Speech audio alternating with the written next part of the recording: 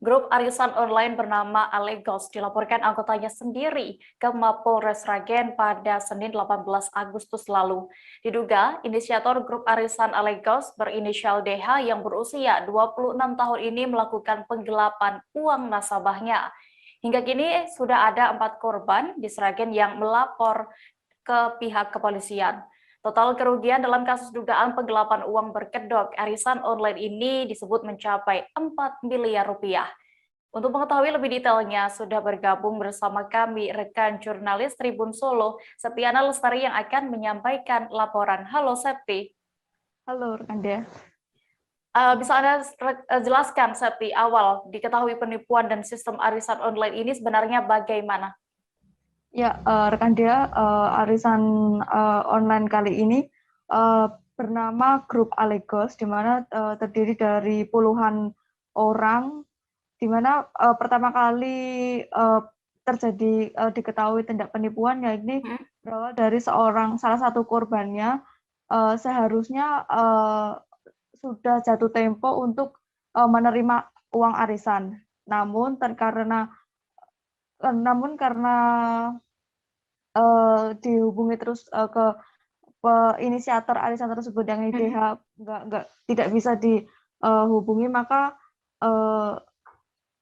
karena sudah jatuh tempo uang tersebut belum cair, dan ketika dikonfirmasi ke inisiatornya yakni DH, dan DH kemudian lepas tanggung jawab atau kabur keluar dari Sragen. Itulah awal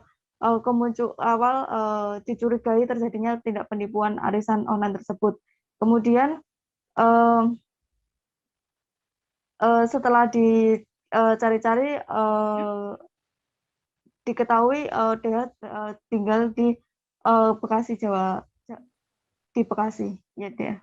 Oke, lalu rekan Septi, apa sebenarnya alasan korban ini awalnya bisa yakin untuk bergabung dalam arisan itu?